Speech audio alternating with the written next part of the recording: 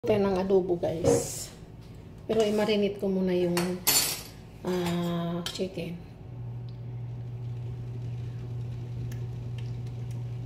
Two tablespoons soy sauce.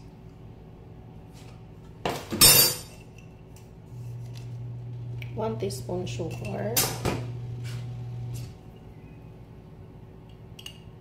Half teaspoon black pepper.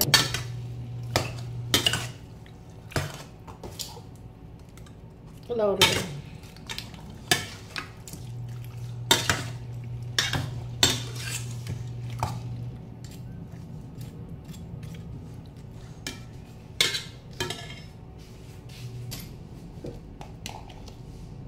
Garlic.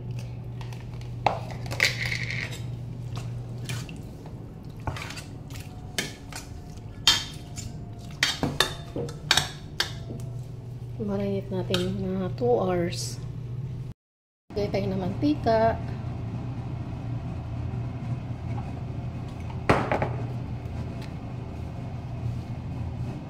Sibuyas. Sabihan natin si bawang.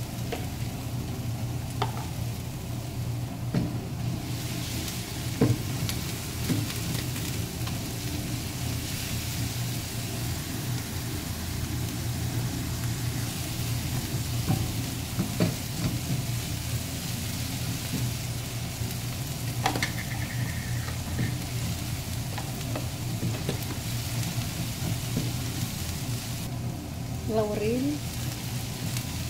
Pag maraming laurel.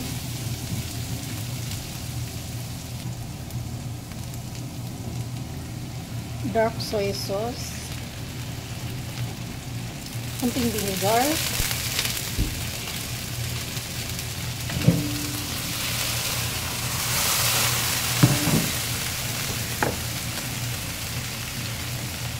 Yung minarinate na chicken.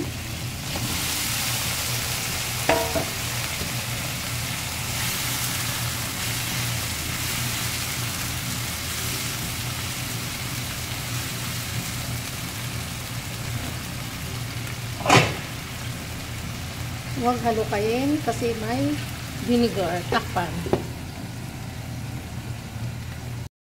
Check natin. Nagtutubig siya, guys. Oh.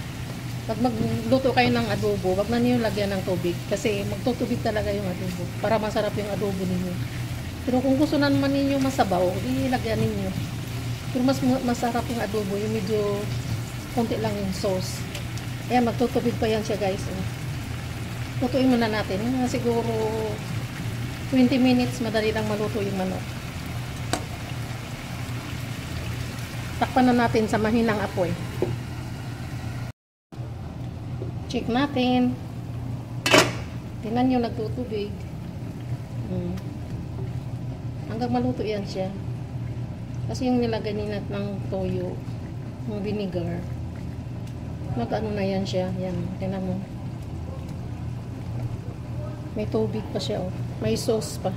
Mas masarap kasi luto sa sauce yung adobo niya. Yan, ganyan, guys. Masarap sana to pag maanghang. Takpan ulit. 15 minutes pa. Check na natin. Oh, wow! Pag walang nilagay na tubig, yan, oh, malapot yung sabaw. Masarap yung sauce. Malapot, oh. Basta mag-adobo kayo, huwag kayo lagyan ng tubig. Maluto naman siya sa sarili niyang katas. Mahina lang yung apoy. Ganyan. Lagyan ko na lang sibuyas, parang beef stick. Sarap. Tingnan nyo, guys. Pag walang tubig. Ayan yung ano niya, katas. Mas maganda yung adobo, wala masyadong tubig. Lutuin lang sa sarili niyang sauce, sarili niyang katas. Kasi yung toyo at saka yung vinegar, nagkakatas na yan. Ayan, diba?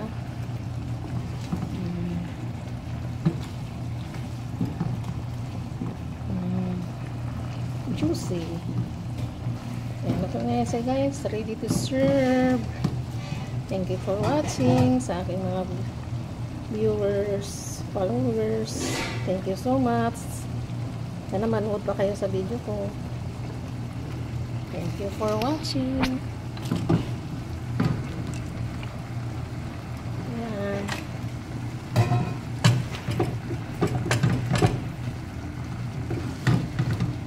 Sumasayo pa yung kawali ko. Puso na yata ito. Tubong. Walang tubig.